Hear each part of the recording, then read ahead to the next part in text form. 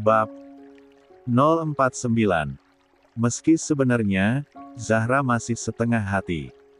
Dia malas sekali berhadapan dengan keluarga Juna yang pastinya tidak menyukainya sama sekali.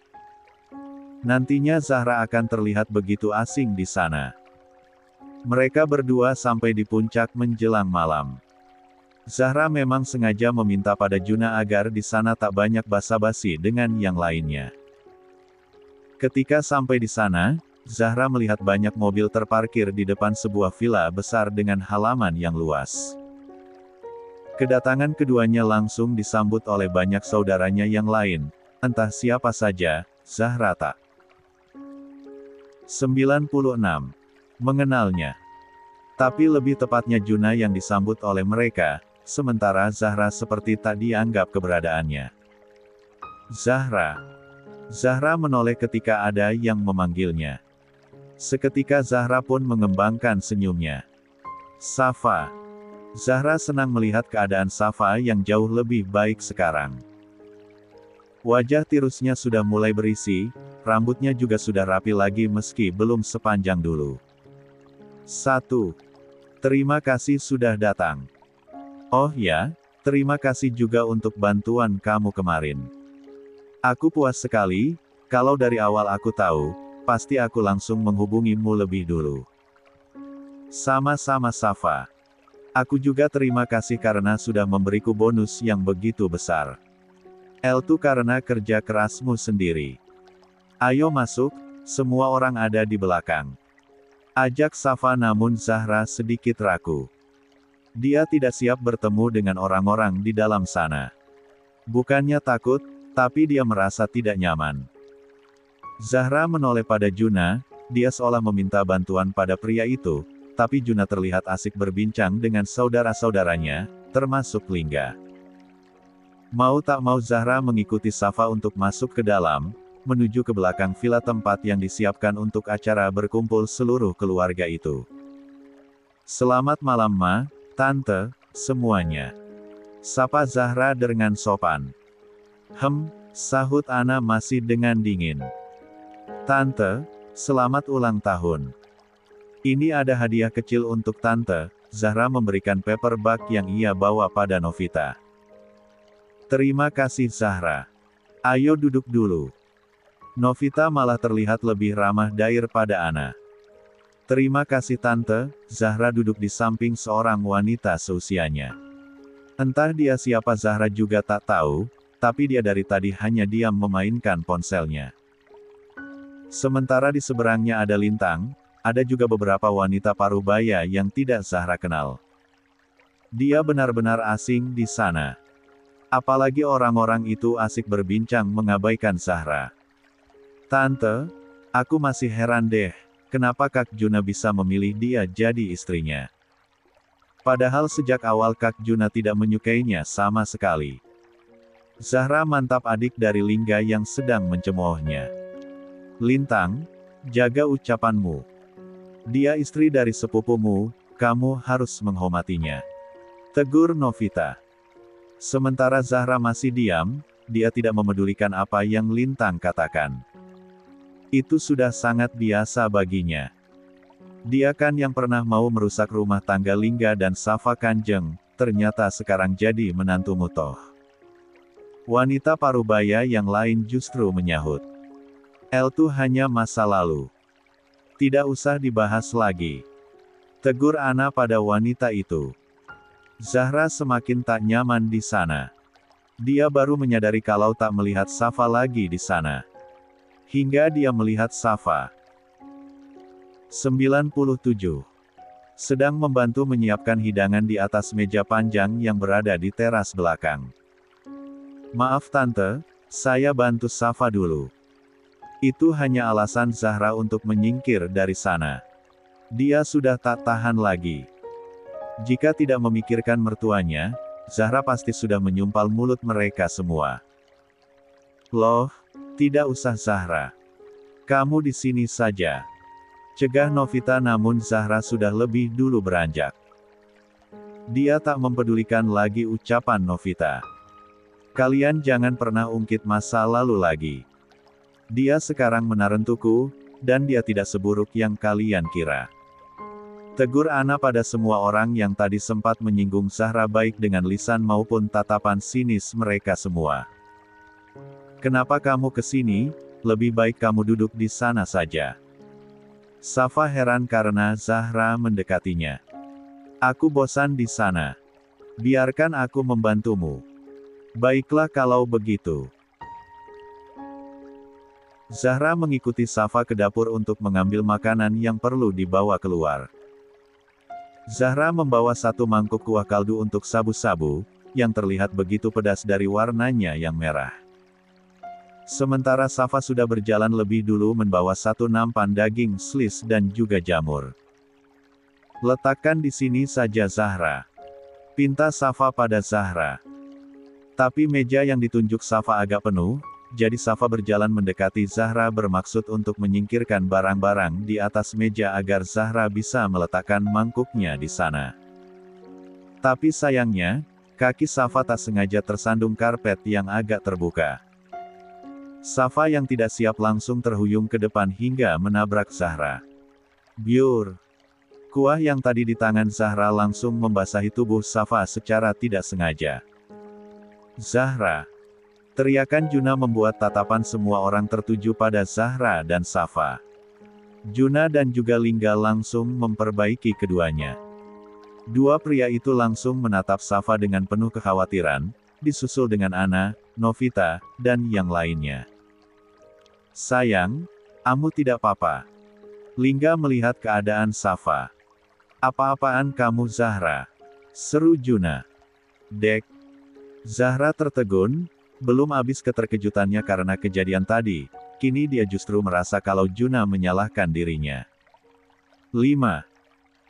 98. Apa-apaan kamu Zahra?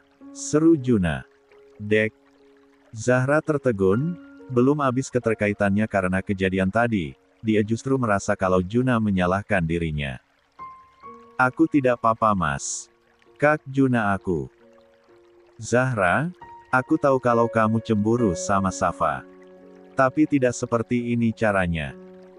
Juna justru langsung bersuara lebih dulu saat Safa mencoba untuk menjelaskan. Kak, aku tidak melakukan apapun. Tadi Safa tidak sengaja kesandung, dan... Jangan mengelak Zahra. Aku tidak menyangka jika sifat picikmu itu masih melekat meski kita sudah berkomitmen untuk mulainya dari awal. Kamu harusnya ingat apa alasanku menikahimu. Kalau bukan karena ingin Safa bahagia, aku tidak mungkin menikahimu. Kamu harusnya tahu diri dan tidak melewati batas. 6. Dek. Zahra sudah biasa mendengar cacian dari Juna atau yang lainnya. Tapi dari dulu Zahra tidak pernah mempedulikannya. Namun kali ini, entah kenapa rasanya begitu sakit. Dadanya terasa begitu nyeri dan menyesakkan saat Juna memakainya di hadapan orang banyak. Bahkan Juna mengungkit alasan mereka menikah. 2. Zahra menatap ke sekitarnya. Semua orang menatapnya dengan miris. Tatapannya juga tertuju pada Elbu mertuanya yang terlihat menatapnya dengan kecewa. Sementara yang lainnya, terlihat seperti menghakimi dan mencemoohnya saat ini. Dengan air mata yang sudah menggenang di pelupuk matanya. Dia kembali menatap ke arah Juna. Zahra hanya menatap Juna saja, mulutnya bungkam karena tidak tahu harus bicara apa lagi. Rasa sakit di dalam hatinya membuatnya bisu. Zahra yang tidak pernah peduli dengan anggapan orang lain tentang dirinya. Zahra bahkan tak pernah menangis sekalipun di hadapan mereka semua termasuk Juna. Tapi kini air mata itu berjatuhan membasahi pipinya satu persatu. Tak ada kata lagi yang ia ucapkan. Zahra meletakkan mangkuk yang sejak tadi masih ia pengang di atas meja. Dia bahkan tak mempedulikan bajunya yang ikut basah dan kotor, dia langsung berlari begitu saja meninggalkan semua orang yang ada di sana sembari mengusap wajahnya yang telah basah dengan air mata. Mau kemana kamu Zahra? Zahra. Panggil Juna namun Zahra terus berlari keluar dari villa. Kak Juna, apa yang kamu lakukan? Kamu telah menyakiti Zahra. Ini semua tidak seperti yang kamu lihat. Kakiku tersandung karpet, lalu tidak sengaja menabrak Zahra yang membawa kuah itu. Aku bahkan tidak apa-apa, karena untungnya kuah itu tidak panas. Tapi kamu sampai membentak dan memaki istri kamu sendiri, Kak. Tapi Safa, kamu bisa putar CCTV kalau tidak percaya. Safa menunjuk CCTV yang ada di teras belakang villa itu. 99. Kalau ada yang greget kenapa Safa nggak menjelaskan dari tadi. Ya anggap saja tidak ada kesempatan karena dipotong Juna. Nanti kalau keburu dijelaskan yang gak jadi kabur dong di Zahranya wakak 2. Juna mengusap kasar wajahnya. Dia baru sadar dengan apa yang telah ia lakukan pada Zahra. Apa yang sebenarnya terjadi Juna? Apa maksud ucapan kamu tadi? Ana ingin meminta penjelasan dari Juna tentang ucapannya tadi. Maaf Ma, akan aku jelaskan nanti. Aku harus cari Zahra dulu. Juna berlari menyusul Zahra keluar. Dia benar-benar menyesali kebodohannya. Apalagi ketika mengingat wajah Zahra yang berlinang air mata itu. Baru 2 kali Juna melihat Zahra menangis dan semua itu Juna lah penyebabnya.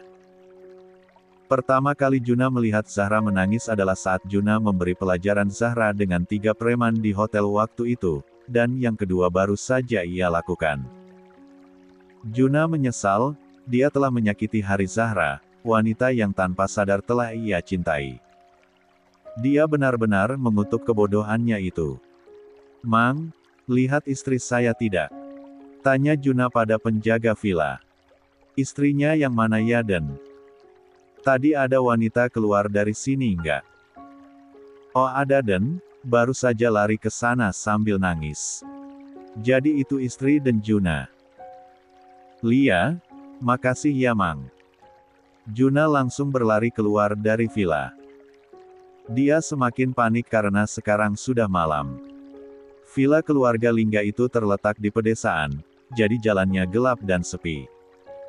Juna takut Zahra kenapa-napa saat ini. Zahraa. Teriak Juna sembari berlari ke arah yang ditunjukkan oleh penjaga villa tadi. Arahnya ke bawah, artinya Zahra menuju ke arah jalan pulang saat ini. Juna pun terus berlari, dia yakin jika saat ini Zahra belum jauh. Zahraa, kamu di mana? Aku minta maaf. Teriak Juna terus-menerus. Tapi sayang, Zahra sudah telanjur jauh hingga tak mendengarnya. Dia terus berlari mengikuti langkah kakinya yang membawa tubuhnya entah kemana. Dia hanya mengikuti instingnya dan mengabaikan akal sehatnya. Zahra jatuh tersungkur ke jalanan. Lutut dan kedua tangannya yang mendarat menyapa jalanan dengan cukup keras. Zahra meringis menatap telapak tangannya yang mengelupas karena terkena aspal. Hiks. Zahra terjatuh, terduduk sendirian di jalanan yang sepi setelah lelah berlari. Entah seberapa jauh, dia tak tahu. Dia menangis, terisak sembari memukul dadanya yang terasa begitu sesak. Rasanya dimaki oleh suami sendiri di hadapan banyak orang, atau bisa jadi pria yang sudah ia cintai, rasanya begitu sakit. 100. Sebenarnya apa maksud Juna mengatakan kalau ingin memulai semuanya dari awal dengannya jika akhirnya seperti ini? Kenapa Juna malah mempermalukannya di hadapan banyak orang tanpa tahu apa yang sebenarnya terjadi? Kalau memang di dalam hatinya masih dipenuhi dengan Safa, kenapa juga Juna memperlakukan dirinya dengan manis beberapa hari ini? Apa sebenarnya tujuan Juna melakukan itu? Zahraa. Zahra terkesiap begitu mendengar suara orang yang begitu ia kenali berteriak memanggil namanya. Zahrakmu di men A2. Maafkan akui. Zahra berusaha untuk bangun dengan perlahan karena lututnya yang terasa perih. Namun dia tak bisa, dia justru terjatuh lagi. Kaki Zahra lemas ditambah luka pada lututnya membuat kesulitan untuk berdiri. Tapi dia tak menyerah, dia kembali berdiri dengan pelan. Kemudian berjalan dengan kaki kesakitan untuk pergi dari sana. Zahra. Dek. Zahra menoleh ke belakang, di belakangnya dia melihat Juna berdiri di sana dengan nafas memburu dan keringat bercucuran di seluruh wajahnya. Meski dalam jarak beberapa meter, Zahra bisa melihat kemeja yang Juna pakai telah basah karena keringat. Zahra tak mempedulikan itu, dia kembali memalingkan wajahnya dan kembali berjalan untuk pergi dari sana. Zahra, tunggu. Juna berlari mendekat mencegah kepergian Zahra. Dia berhasil meraih tangan Zahra. Kamu terluka. Kamu jatuh. Juna terlihat begitu khawatir melihat cara jalan Zahra yang pincang dan langkahnya sedikit ditarik. Juna melihat lutut Zahra berdarah serta telapak tangan Tang mengelupas dan mengeluarkan darah. Lepas. Zahra menghempaskan tangan Juna. Zahra, aku. Ayo kita bercerai. 20. 101. Ayo kita bercerai. Dada Juna langsung terasa begitu sesak ketika mendengar kalimat itu untuk kedua kalinya. Kemarin saat Zahra meminta padanya untuk bercerai, Juna masih bisa mempertahankannya dengan janji yang kini telah ia ingkari. Tidak, aku tidak akan pernah menceraikanmu. Juna menolak dengan tegas permintaan Zahra itu. Kenapa? Untuk apa kamu mau mempertahankan pernikahan Alan ini? Kamu mau menhanku agar aku tidak mengganggu kebahagiaan Safa lagi. Kalau hanya karena itu, aku bisa pergi jauh. Aku tidak akan pernah kembali. Jadi ceraikan aku. Bukan karena itu. Aku tidak mau menceraikanmu karena aku mencintaimu. Kata cinta yang keluar dari Juna itu justru membuat Zahra tertawa dengan sumbang. Bullshit. Kamu pikir aku percaya dengan ucapanmu? Zahra benar-benar muak mendengarnya. Kalau kamu cinta, kamu tidak akan membela wanita lain, bahkan di depan mataku sendiri. Kalau kamu cinta, kamu tidak akan pernah memakiku di depan banyak orang seperti itu. Itu jelas mempermalukanku, dan menginjak harga diriku, bukan mencintaiku. Zahra benar-benar meluapkan kemarahan dan juga kekecewaan yang ia rasakan. Aku minta maaf, hanya itu yang bisa Juna katakan. Dia memang salah, jadi dia tak bisa mengelak atau melakukan pembelaan lagi. Aku tidak pernah marah saat kamu memakiku, dengan kata-katamu yang sebenarnya sangat menyakitkan. Aku menganggap semua itu angin lalu karena aku tahu kamu hanya salah paham dan belum tahu kebenaran tentangku. Tapi tadi, kamu memakiku di depan banyak orang.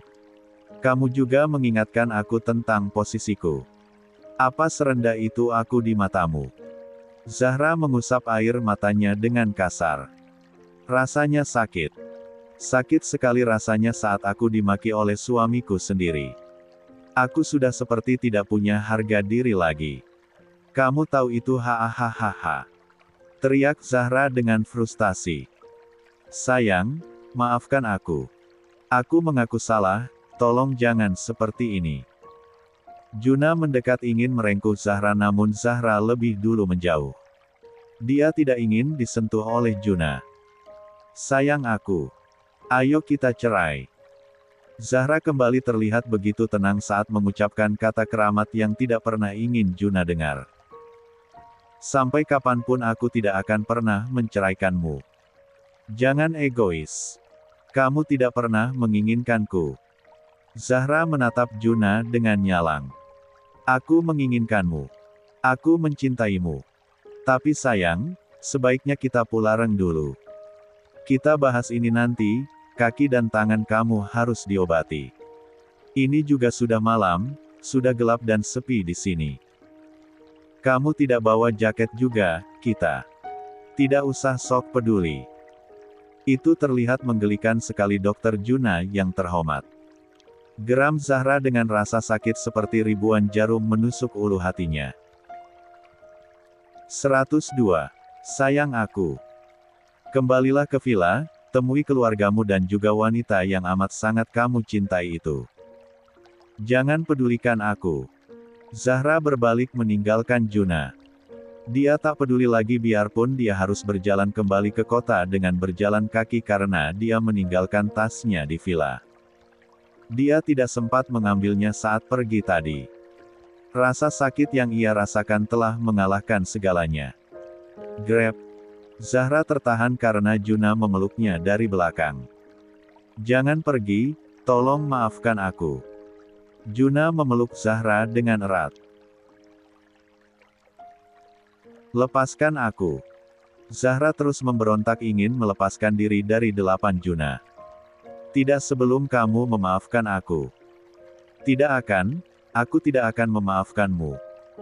Besok aku akan meminta pengacara untuk mengurus perceraian kita. Zahra masih tetap kekeh untuk bercerai. Masalah sakit hati, dia memang sakit, tapi itu sudah biasa ia rasakan. Namun kali ini, bukan hanya karena rasa sakitnya saja hingga Zahra mengambil keputusan itu, tapi menurut Zahra, untuk apa lagi dia bertahan dengan pria yang jelas-jelas belum selesai dengan masa lalunya. Enggak, aku nggak mau. Aku nggak mau pisah dari kamu. Aku cinta sama kamu Zahra. Aku tidak percaya. Lepaskan aku. Zahra mencoba melepaskan tangan Juna dengan sisa tenaganya. Dia sudah cukup lelah sebenarnya. Lututnya dan tangannya terasa perih namun tak seperih hatinya. Sakit teh. Zahra tiba-tiba merasakan nyeri pada perutnya. Rasanya sakit seperti diremas-remas dan tak tertahankan. Kamu kenapa? Apanya yang sakit? Juna langsung melepaskan pelukannya pada Zahra. Dia menatap khawatir pada istrinya itu. Sakit Hicks. Hicks. Zahra merintih bahkan sampai menangis sambil memegangi perutnya. Dia sepertinya benar-benar kesakitan saat ini. Mana yang sakit? Sebentar aku hubungi orang dulu untuk mengantar mobil ke sini. Keringat dingin sudah mengalir di pelipis Zahra. Wajahnya juga mulai pucat karena merasakan nyeri pada perutnya. Aku sudah tidak kuat lagi, sakit. Rintih Zahra sembari menggenggam tangan Juna tanpa ia sadari. Sabar, sebentar lagi akan ada yang datang. Juna membiarkan Zahra mencengkeram tangan ia dengan kuat. Zahra hanya diam, dia mulai merasa kepalanya berat. Rasa nyeri di perutnya semakin menjadi hingga dia merasakan sesuatu mengalir di antara kedua celah kakinya. Zahra menunduk untuk memastikan sesuatu. Cairan merah mengalir di kakinya yang putih bersih itu. Sayang kamu kenapa? Ini kenapa? Juna semakin panik tapi Zahra sudah hanya diam, matanya mulai berat dan ingin terpejam saat ini juga, hingga tubuhnya benar-benar lunglai dan kesadarannya mulai hilang. 103. Zahra. Sayang. Juna semakin panik dibuatnya. Zahra saat ini tengah pingsan di pelukan Juna dengan baju kotor terkena kuah sabu-sabu juga karena cairan merah yang keluar dari tubuh Zahra. Juna ikut mendorong berangkar yang membawa Zahra untuk masuk ke ruang IGD. Maaf Pak, sesuai dengan peraturan di rumah sakit ini, keluarga pasien silahkan tunggu di luar. Kami akan memeriksa istri Bapak lebih dulu. Juna tidak protes sama sekali, dia hanya berdiri di depan IGD sambil menunggu Zahra yang sedang diperiksa di dalam. Sana. Gimana istrimu Juna? Juna terkejut karena tiba-tiba mamanya sudah ada di sana. Masih ditangani dokter Ma, jawab Juna dengan lirih. Dia mencengkeram rambutnya dengan kedua tangannya. Saat ini Juna benar-benar telah mengutuk kebodohannya sendiri. Zahra jadi seperti sekarang ini itu karena ulahnya. Gimana keadaan istri saya dokter? Sebenarnya istri saya kenapa? Juna langsung menghampiri dokter yang tadi menangani Zahra. Keadaan istri Bapak sekarang sudah baik-baik saja, hanya masih terlalu lemah saat ini. Untuk pendarahannya sudah berhenti dan untung saja janinnya masih bisa diselamatkan. Tapi untuk kedepannya tolong dijaga agar tidak terjadi hal-hal seperti ini lagi. 3. Apa dokter janin? Jadi istri saya hamil? Juna tentu terkejut. Meski dia seorang dokter tapi dia tidak sampai berpikir sampai ke sana. Karena terlalu panik dan takut, tadi Juna mengira jika Zahra kesakitan karena datang bulan saja. 2. Lia, istri Bapak sedang mengandung 6 minggu. 104. Mama benar-benar kecewa sama kamu Juna. Ana akhirnya bersuara setelah dokter pergi dari sana. Dia sudah mendengar semuanya dari Lingga tentang alasan Juna dan Zahra menikah. Meski Mama tidak menyukai Zahra menjadi menantu Mama, tapi Mama tidak pernah membenarkan apa yang kamu lakukan itu. Seburuk apapun wanita, dia juga punya perasaan. Dia sudah sangat syok mendengar rahasia yang telah disembunyikan anak dan menantunya. Sekarang dia lagi hamil anak kamu, tapi kamu justru menyakitinya seperti tadi. Pantas kalau sampai kandungannya sampai terancam keguguran seperti itu. Dia pasti tertekan punya suami seperti kamu. Ana terus saja memarahi putranya. Apa yang kamu perlihatkan di depan Mama, membelanya dan seolah mencintainya, ternyata itu hanya pura-pura belaka. Mama kira kamu benar-benar mencintainya. Ternyata kamu justru mencintai istri kakak sepupu kamu sendiri. Aku memang mencintai Zahra Ma. Aku memang salah karena menikahinya karena suatu hal, tapi aku sudah memutuskan untuk mulainya dari awal sama dia. Aku sudah mulai mencintainya dan sudah mulai melupakan Safa. Kalau kamu mencintainya, tidak mungkin kamu sampai membentak dan memarahinya di depan banyak orang seperti tadi. Kesal Ana. Aku memang salah Ma. Aku akui itu.